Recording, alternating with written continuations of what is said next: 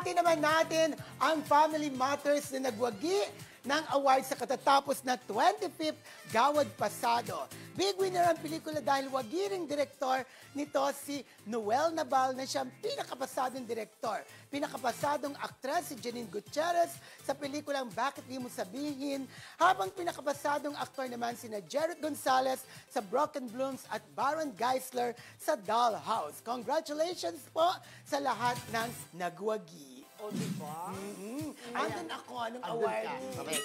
Yes. At nadalo rin dyan pinakapasadong director, si Direk Vince Tanyada. Congratulations para sa Katip. May katay, di ba, BFF? Ay, in fairness, hakot award ng Panalo. Katits. Hakot awards ang Katip. Marami na panalunan. May mga technical, di ba? May katay si Direk Vince ba doon? Oo, si Direk Noel Nabal. Yan. Congratulations, Direk Noel Yes, sa Nabal. mga nanalo. At saka maganda kasi yung story ng Family Matters, kaya Oo. lagi nananalo. Nakakaya. At even ng Katips, Oo. ang ganda ng pagkakadirect ni Direk Vince At Tanyada. saka yung Dollhouse ni Baron Geisler. oo. Naman! Ang ganda din ng Napanood ko yung istorya. pelikula. And even yung gumanap na Na anak bata, niya. ang galing. Ayun! Oo. Best child actor yata. Oo, actress, best child diba? actress. Hindi, nakalimutan ko ang name. Ang galing. Alam na ko yung Dollhouse. Sinabi ko, chinat ko nga si Baron Geisler, ang galing-galing mo sa movie. Pati yung bata, Yung bata. na mag-ama sila na hindi pinakilala na siya yung tunay Yes. na tatay, di ba?